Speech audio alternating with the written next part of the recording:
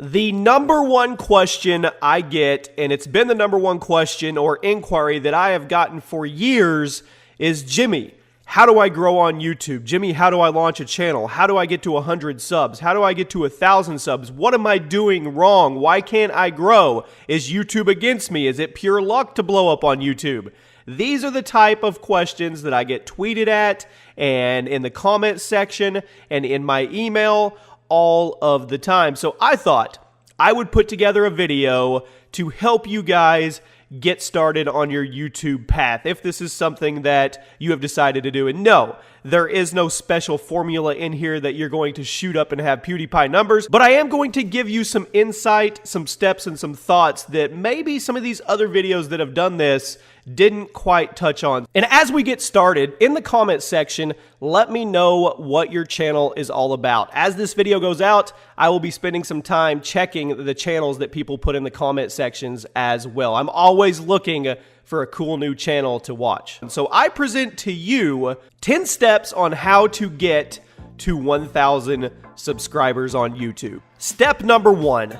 Upload consistently. And you're probably saying, come on, Jimmy, we've all heard this one. This isn't anything special. No, it's not, but it is a foundation of how you can grow a channel. If you look at the successful channels out there, most of them rely on consistent uploads, whether that be daily uploads, 2 daily uploads. I see some bigger channels that do 5 daily uploads or even bi-daily uploads. So they upload every other day. But whatever they do, their schedule is consistent. I have seen so many channels die over the years. I'm going to take a week off. I'm not feeling it. I'm going to take a month off. I'll come back and I'll hit it super hard when I'm ready. And the second they do that, their channel suffers. There used to be a time on YouTube where you could upload 1 to 2 videos a week if you were a big channel and you could sustain, but it's not that way anymore. There may be a very, very special small group that can do it, but for the most part, it's consistency and repetition because people want to see what they want to see. And if they don't see what they want to see from you,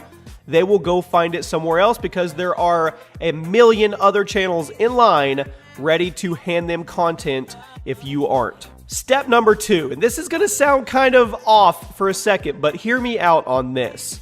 Trending topics and clickbait. Now, what do I mean by that? Now, if you want to do your channel and you are a fan of growing roses in a garden, then by all means, go grow roses in a garden. But that doesn't seem to be a very popular topic right now on YouTube. So what do I mean by trending and clickbait?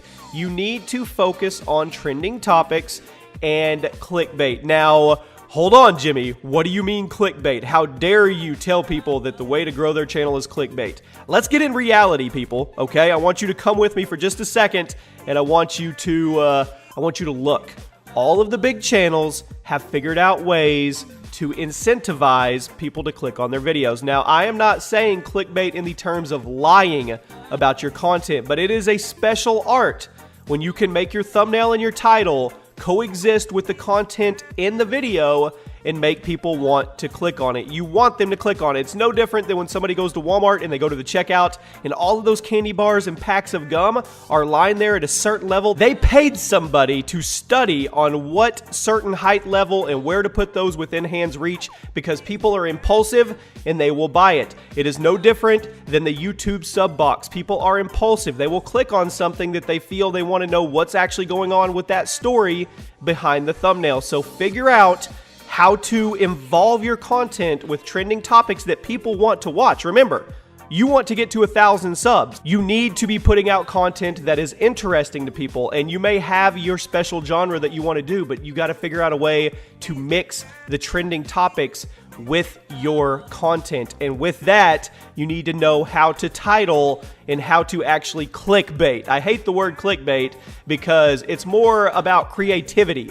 The ones that are clickbait that are bad are the ones that just they give you false information. There's nothing in context with their content relevant with their thumbnail and title. Those are bad, but somebody that's creative to get you to click on a video with a cool thumbnail and a title that is relevant, to me, that is perfect.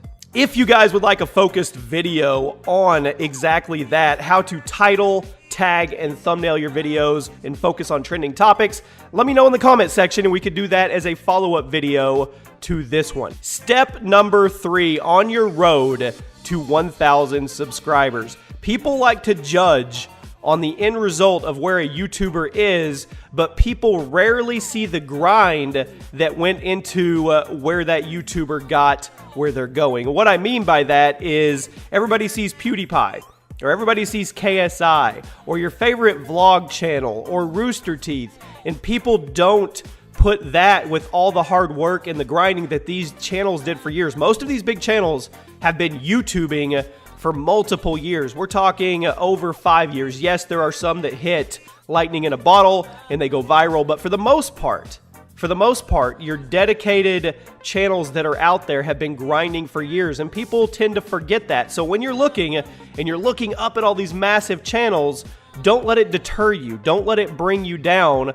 Remember, they were where you are at one point in their career. That is big. Mental focus is a huge part of this. You have to have clarity and you have to have consistency and not let anything affect you or bother you. All you can focus on is your reality, your little bubble of what you're doing with your YouTube. You can't judge you versus somebody else. Step number 4, and this goes without saying, everybody knows this, but I have to put it in there just in case there is somebody that isn't aware of it. Equipment.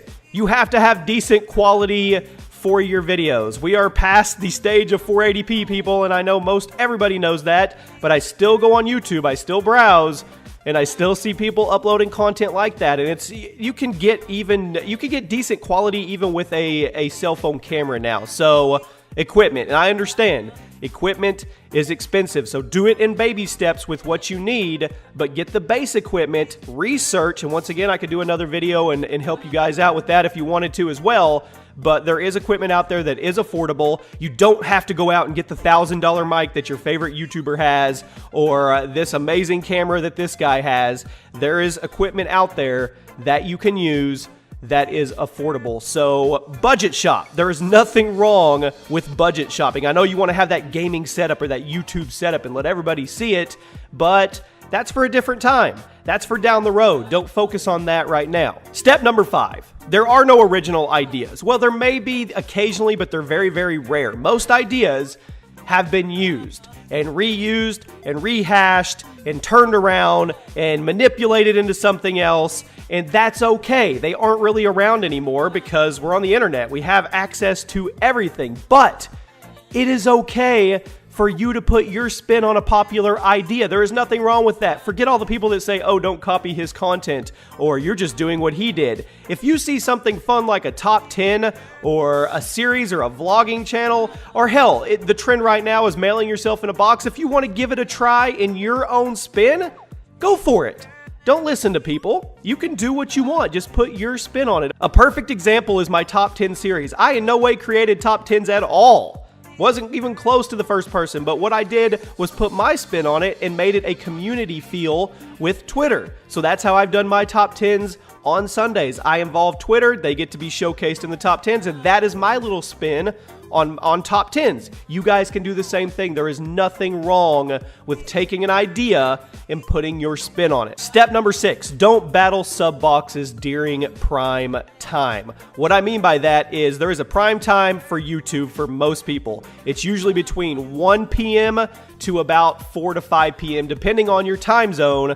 That is when the bulk of the videos go up. As a small channel, don't battle that primetime sub box placement. You're not going to win. You're just going to get swallowed up. So check your analytics, dive into your analytics, see who's watching, see when they're watching, and then upload off a time that you can get away with. It's not during prime time. Go during an off-peak time. Now, you may not get as many views, okay?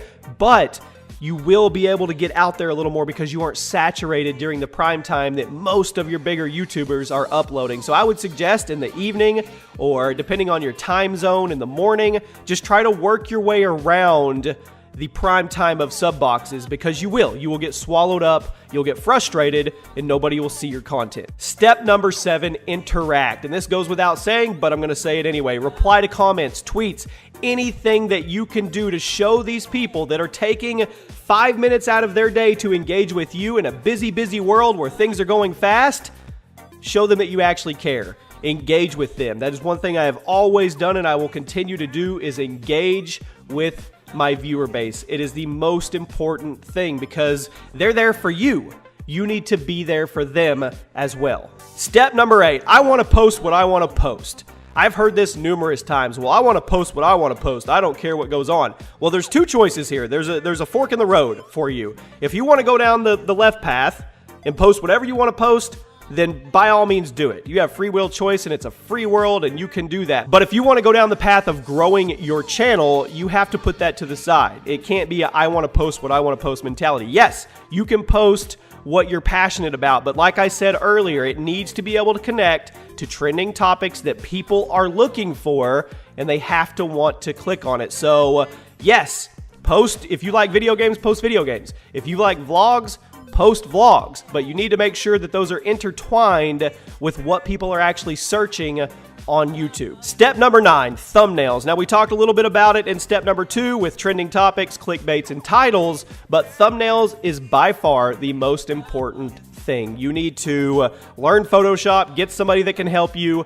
You want to have eye-popping thumbnails because they are the first line of defense in getting somebody incentivized to click on your content. A lot of people don't even read titles anymore. They simply judge by the thumbnail. And it is, to me, the most important piece of getting somebody to go watch your videos. And once again, there's a fine line and an art to making a clickbait thumbnail that is also contextual to the content that you have in the video. So thumbnails, thumbnails, thumbnails. Focus on your thumbnails. Step number 10, the final step of this video, have realistic expectations on your growth. Do not start your channel and look at all the big channels and say, I want to be growing 5,000 subs a day and 500,000 views a day. I want to be there. If you focus on that, you'll never get there because you're focused on what they're doing instead of your little bubble and your reality. Focus on yourself. Focus on your expectations. If you start out and you get 10 subscribers the first week,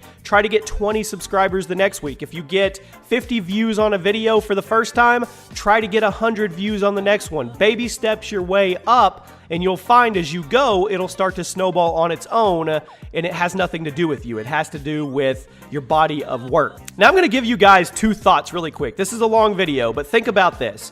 1, you have an advantage being small. I know that sounds crazy, and YouTube is just a whirlwind of crap right now, and nobody knows how to figure out the algorithm, so on and so forth. But if the algorithm is what people are saying it is, and it's got to do something with click-through rate of your subs, it is advantageous for smaller channels because they don't have all of those dead subscribers. So you may be an advantage by being small. If you build that core base and they come back every video and watch, you are going to see some growth. You're going to see some snowball effect as you go if you stay consistent.